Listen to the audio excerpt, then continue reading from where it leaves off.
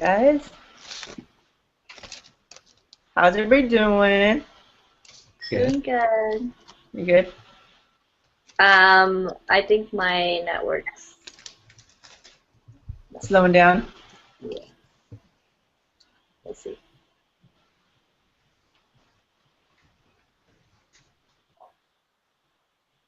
Is it all working? We're good. We're good. We're good? Mhm. Hi! So we're live. Hi, everybody. I'm Danny Fan. Everybody introduce yourself. So hi, I'm Danny Fan. I'm Ty. Oh, I'm Kenny. I'm Ian.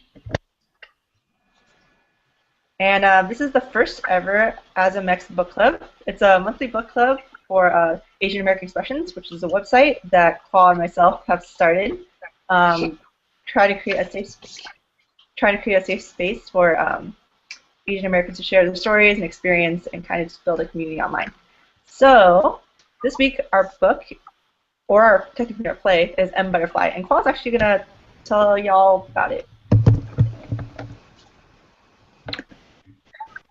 So, M. Butterfly was actually a piece written by David Henry Hwang, and it's about a relationship between a French diplomat named Bernard Berscott and Shi Pupu, who was a male pecking opera singer, and this was actually based on a true story. And it also won a Tony Award for Best Play. So today we're gonna have Ty be our guest moderator. Is he still there? I'm right here. Okay. So Ty's gonna moderate for us, just so that we can keep things like changing. Okay, guys, and I every gotta time. run real quick. 1 minute. My food is here. I have to run and get it. Be right back. Freaking Kenny. And Freaking Kenny. on that note, we are taking a break. Funny enough, he is in fact eating Mongolian barbecue. Oh, perfect.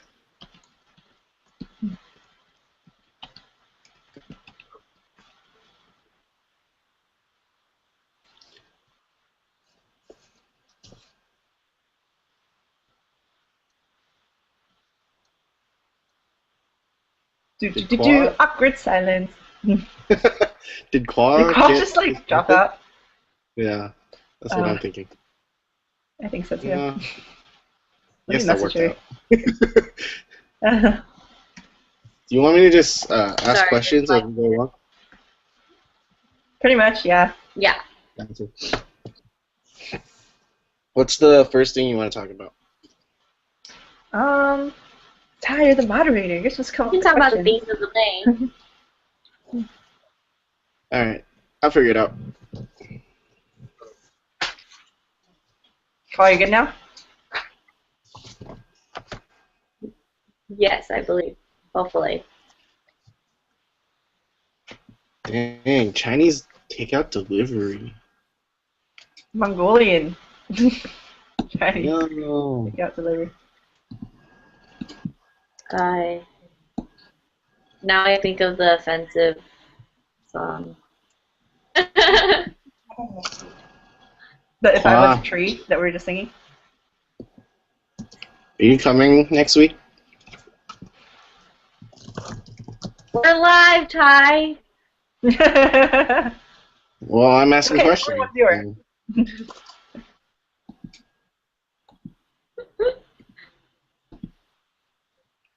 I will message you soon. Whatever.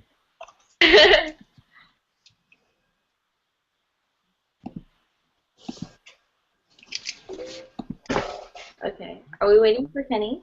I think so. I think he's back. Okay, what did I miss? We were waiting for you. Okay. There was a huge awkward We silence. haven't really talked about it. Oh, there was a you guys explained it. Anyways, Madame Butterfly is a story about not a diplomat, like I want to say French guy. It was a Navy. Okay, sorry, I ran a lot. He was a Navy. He went to Japan and he had a child or relationship with this Japanese woman. And when he went back to his home country, she waited for him and she gave birth to the child. and like she thought he was gonna come back and take her to his homeland, but when he came back with his wife, and he visited her just to like tell her that he wants to like take the kid and like adopt the kid, but not her. So like later on that day, she went to the backyard or something and killed herself. Basically. Basically, So but yeah, more basically. dramatic. Yeah. They use Madame Butterfly as a reference point to like what one of the main characters is like, what he thinks he's going through.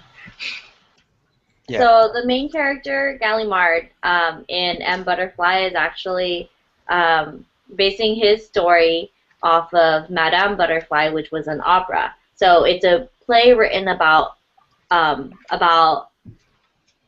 Gallimard's relationship, but he references it to Pinkerton, who was the U.S. Navy, and his relationship to Chow Chow Sun, which was also who was his love interest. Mhm. Yeah. And Awesome. M. Butterfly is also based on a true story. Yeah. It happened in like the 80s. Yeah. Actually, it's a very popular Yeah. thing that happened in general. Yeah. Oh, really? Yeah. Yeah. All right. Well, the story has a lot of themes surrounding Asianness and especially femininity. How are the Asian characters portrayed in this book, and what stereotypes or archetypes that stood out while you were reading this book? Want me to take it? Go for it. We can start from the Okay. left, north way, right? So, how the Asians are portrayed is like they're like submissive, and they want a masculine like man to come over and like tell them how to like behave, but that's not really what happened, because in the story like the Asian was the one that was dominant. How so? Because like are we talking about M. Butterfly? Like Song, her relationship with Gallimard, she was the one that dictated the term. Like she Yeah. told him what she wanted, and she told him how he should behave, instead of instead of doing whatever he wanted her to do. But in Gallimard's mind, he was the one in control, because he's thinking like, oh, she's an innocent Asian butterfly. She's not gonna be able to do anything. Yeah. So that's how I saw it. Okay, so I think gender roles play a significant part of the play. Where do you see? Where can you find a place of conflict in terms of gender roles and established traditional gender roles and what the play kind of represents? I think in the play, back to the Asianness, femininity was considered, well, the Orient or the Orientals, which is a term coined by Edward Said for people of Asian culture. They were considered more feminine, and the Americans or the French were considered more masculine, because they're because of they're the white hegemonic culture. So there was definitely a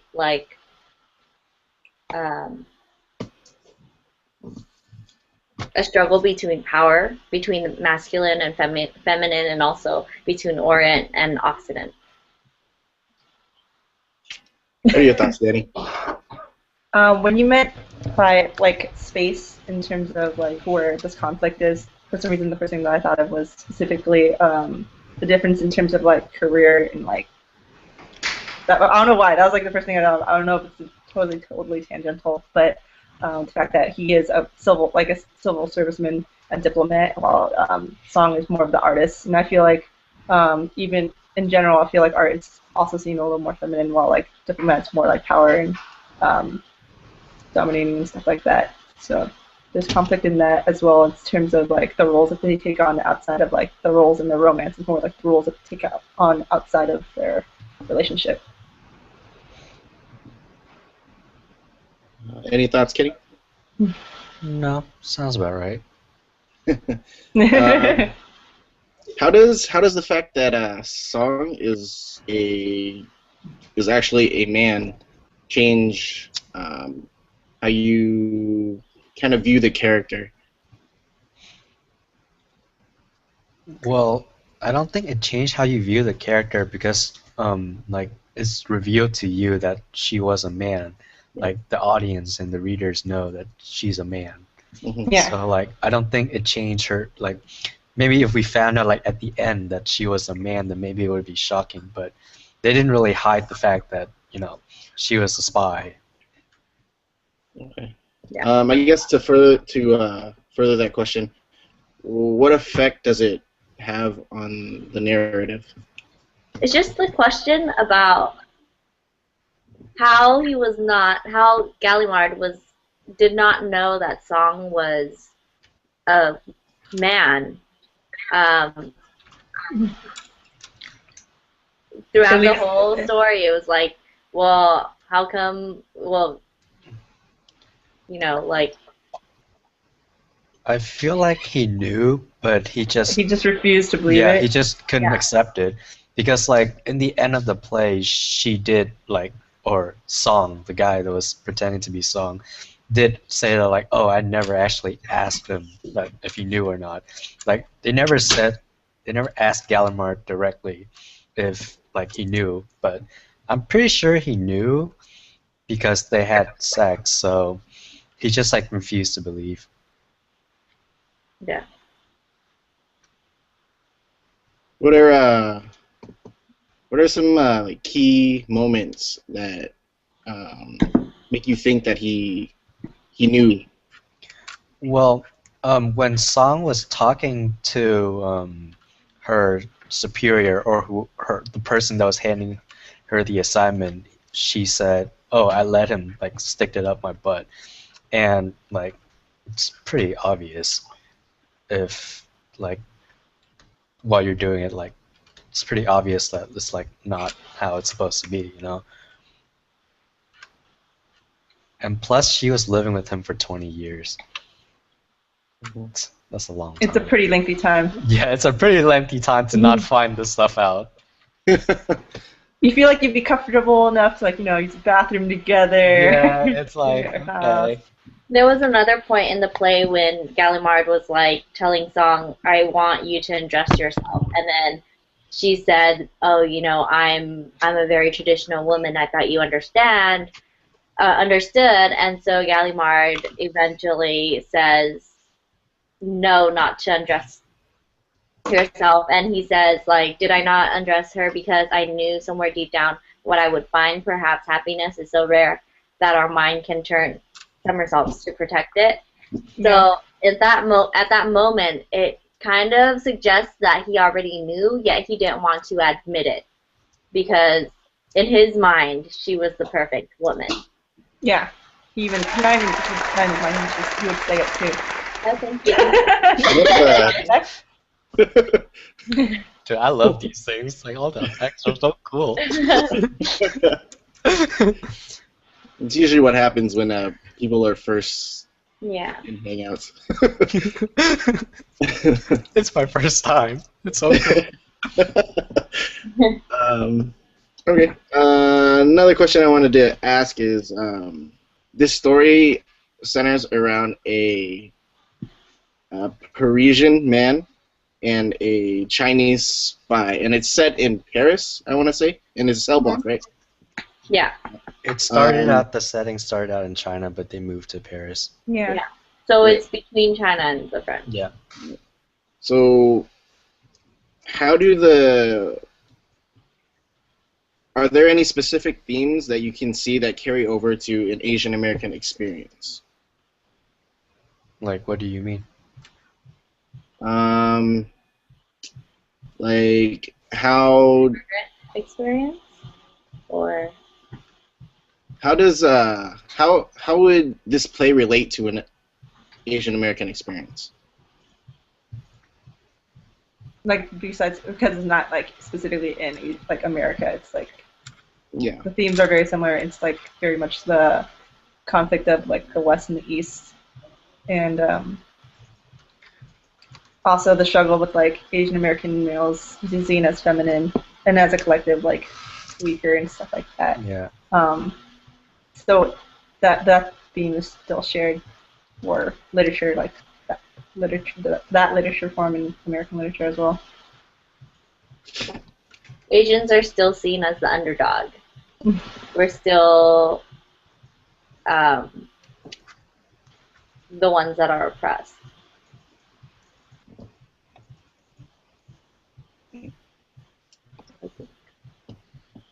It's like eroticized as well, which I think is still relevant even today, 20 years later, 30, almost 30 years after this was written, I believe.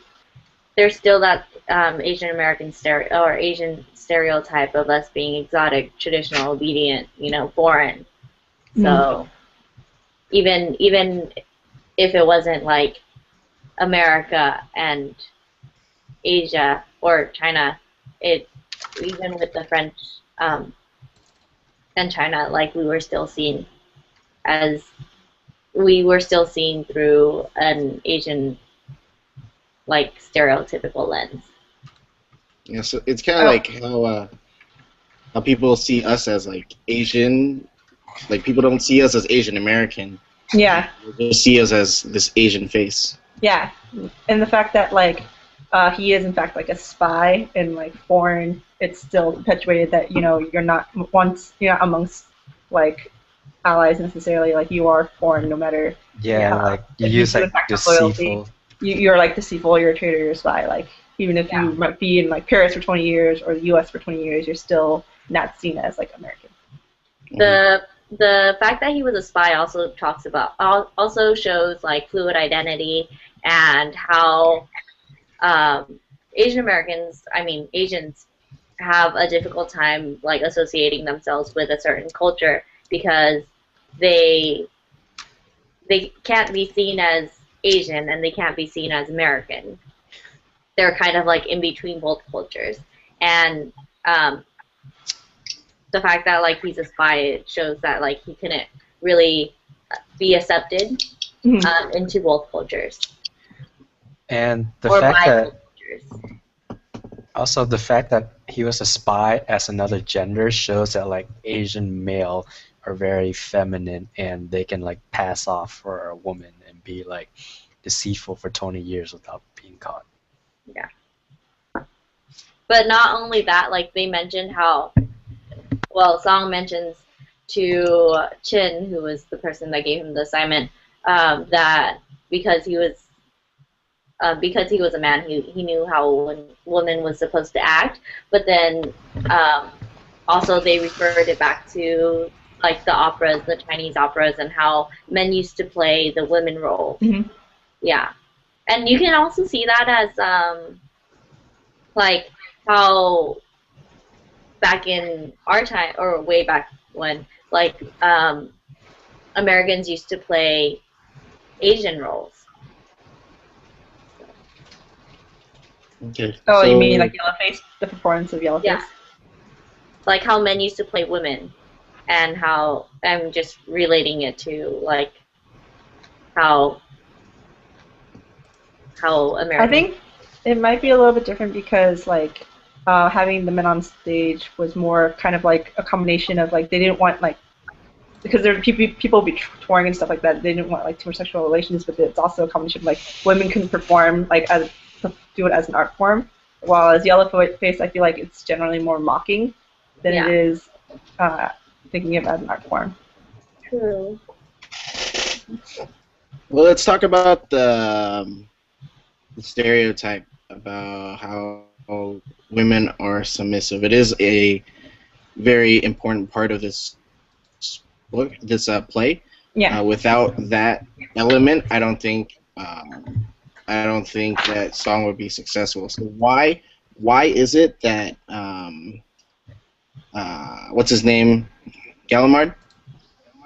Yeah. Gallimard. Why is it that his whole fantasy surrounding song? Why is Why is the theme of a submissive Asian woman important to the to Gallimard's fantasy about song? Because I think Song mentions that that he understood Gallimard's insecurities of being a man, and I guess if it's like because it's an Asian body, then it's like easier to it'd be more feminine, feel more masculine, and so it'd have a stronger effect, I think, because of his insecurities. I think seeing that Song was an Asian woman, and she was very traditional and very closed and very conservative, he was able to hide the fact that, like, hide behind his clothes. And throughout the whole entire story, they were talking about how he wanted to see her to, like, reveal herself, but he didn't. But Song was able to use that to use his Asian American identity and Asian American woman identity to hide behind his clothes.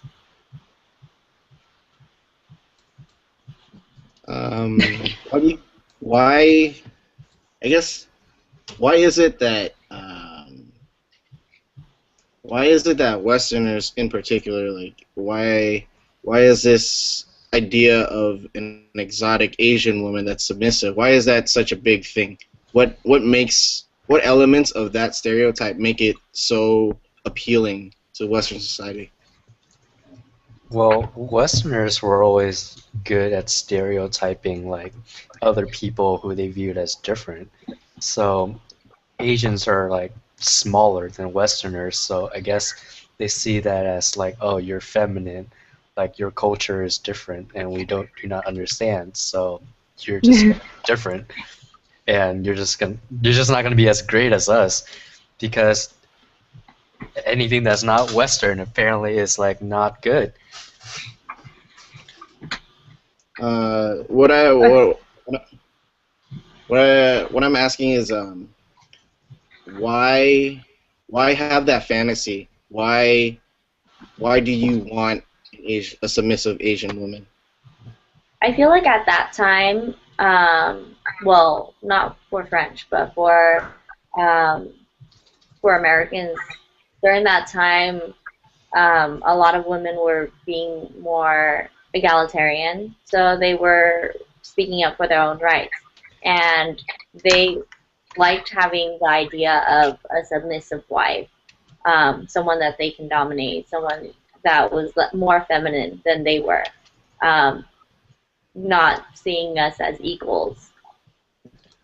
Well, this play also happened during the 60s, right? Like so during that time there was the civil rights movement going on, so the women were all like, the Westerner women were all very gung-ho about rights and stuff, so I guess they just want to go back to the good old times where the men were dominant. I thought it was placed in like the late 80s or 90s, or No, the play was written in the 80s, but the setting of the play was in the 60s. Because they were talking about like the first invasion of the Vietnam War, and that was like around the 60s. Like they were just talking about like, oh, the French just like left, and I think the play took place around like 1958 to like 64. Yeah. So I guess they just okay. No, go ahead. Tyler, you're lagging for me. Uh-oh. What about your thoughts, Ty? Can you guys hear me? Yeah. Yeah. Okay. We can't see you move, but we can hear you. Yeah, we can hear you, but we can't see you move. Okay. The voice from the above. I know that this play has been adapted into different settings and eras and different conflicts. What makes this play so adaptable? What do you mean by adaptable? Like, I think it's the universal theme of like loving somebody and then like being lied to and like that pain of that struggle. I think is a universal. It's kind of a universal theme that could be played out. like most relationship? Yeah. Like Everybody knows what it feels like to love and to break up, to be lied to for years. it's kind of like the connection between two people. Like we, before reading this, we had read like Stop Kiss, which was about like, well, I'll just give you a brief summary. It was about like two women who had a connection with each other and were seen as lesbian by society. But over here, it's just like knowing. Song really wanted to know whether or not Gallimard was actually in love with him, or even if he revealed himself as a man, whether or not Gallimard actually loved him. Well, But, you're time traveling, Ty. Okay, keep going. Sorry. But what Song finds out is Gallimard was only in love with the idea of the perfect woman and not with Song himself. Mm-hmm. So it just like speaks to like relationships in general. I feel like Song really did love Gallimard in the end because, like, he put up with Gallimard stuff for 20 years. I mean, that's dedication. Like, I feel like Song really loved Gallimard too, Yeah. but he tried to hide it by saying that it was he tried to hide his hurt by saying that it was only an act. he was Yeah. Because conflicted. he wanted to between- have the upper hand, and he didn't. He was also conflicted between his duty and his feelings. Yeah. Do you think that makes Gallimard gay? I mean, it doesn't. I don't think it matters that much. I don't think it changes the narrative. But do you think he was? I don't think so because I think- he's in his mind he believed she was a girl. So, I mean, in his mind he was like doing the right thing. Like she was just a submissive girl. Mhm. The I'm biggest trying to think question. of also I feel like this might be a little bit more like our generation, but like the possibility that he was in love with the person as the person, not necessarily caring about gender, just like Yeah, the fantasy of the person, Mhm. not necessarily he thinking about was gender. in love with the ideal. But one thing the play never mentioned is the child. What happened to the 20-year-old kid? Hmm. That What was do you think pro- happened? Well, it wasn't really like their kid. But I kind of wondered what happened to the kid too, I because would. growing up in that kind of messed up state, you know, he probably. I mean, No, but the kid did not know. I mean, it was 20 years later, so the kid is gonna be 20 now. He's probably like in college, like doing a book talk with his friend when he gets the call from like the police or something, and he'll be like, "What?" Yeah, I'm pretty sure the kid should find out, should know too, though. I mean, 20 years. But it's also like God, if that's like your only experience. that is true. It's Yeah. like, oh, mommy. I thought everybody's like that. I thought every mom Yeah, was like that. I thought every dad was like that. I have one. My dad has one. My mom should have one. yeah. Man, we're going Freudian here. Talking about. What are your feelings about Song? Like he betrayed his lover, right? Well, he didn't really betray his lover because he was doing it for his country in the first place. I felt like he betrayed his country more, falling in love with Gallimard after Yeah. the fact. Hmm. It is true because Chin was like telling Song, you know, homosexuality is not accepted in China. Don't Yeah. defy our laws in order to basically be a spy. Song also got Yeah. sent to camp. Like when she told Gallimard that she was leaving for like a year, she got sent to like camp to work. like during this time, China was undergoing their like revolutionary stuff. So they had a lot of camps for like people that supported the royalist army. So Song was not seen as a hero in her country. Hmm. I just,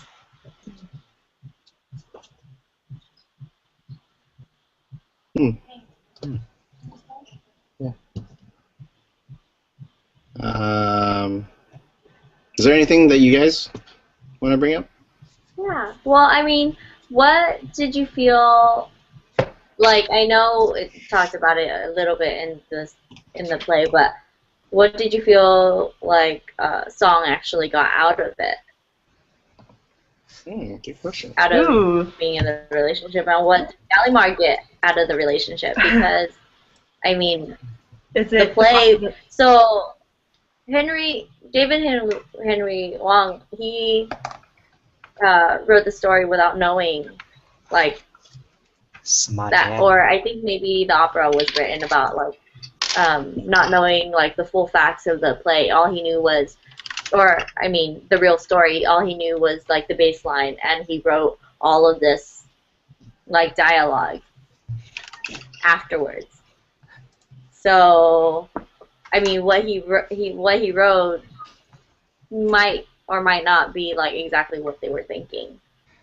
In the play, Song did say she stayed around because every time Gallimard gave her attention and like complimented her, her ego, she got an ego boost out of it. Yeah. So like she was telling him like he did ask her like why did you stay? She was like, oh, because of my ego.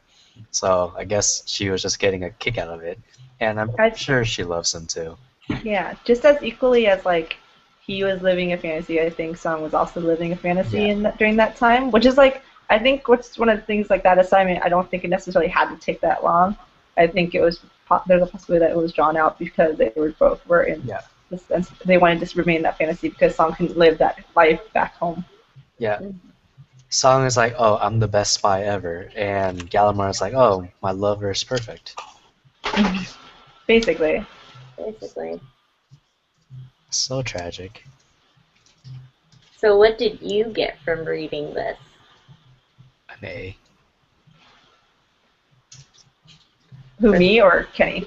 Did you enjoy reading this? Yeah, I really like this story. This is like one of my favorite story in the class that was assigned.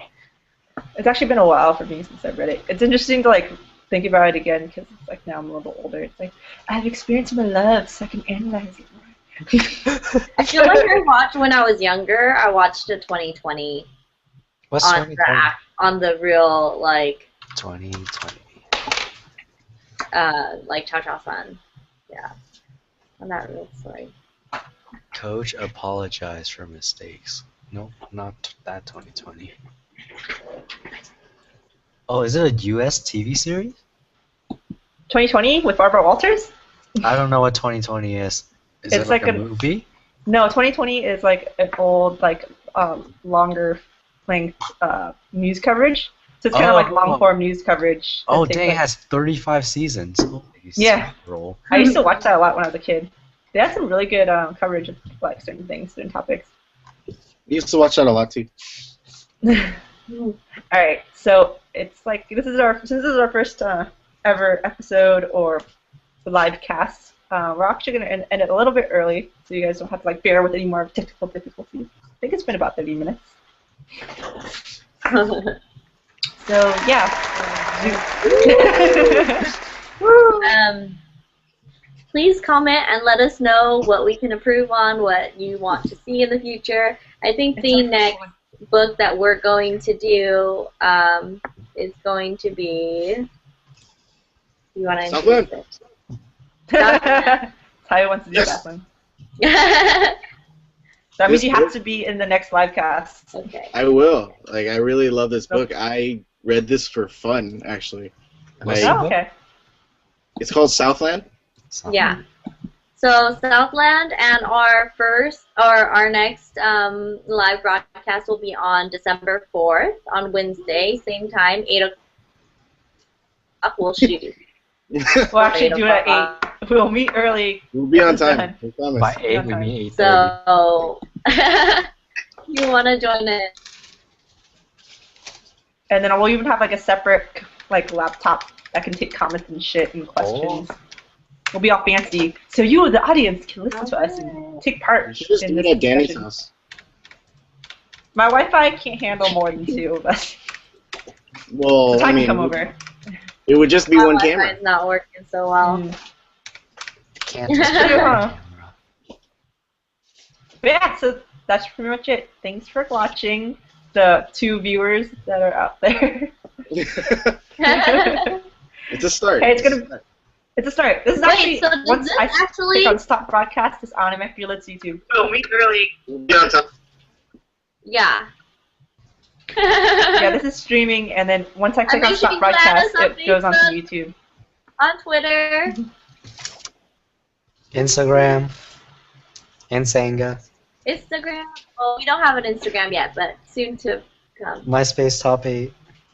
Do they still have top 8 in their new version? Wait, so does this actually like load onto YouTube and stay Yeah. there? Yep. Oh, interesting. I didn't know. That's All right. scary. Very So interesting. now, we awkwardly, I will stop the broadcast. Bye, guys. See ya. Okay, bye. Bye.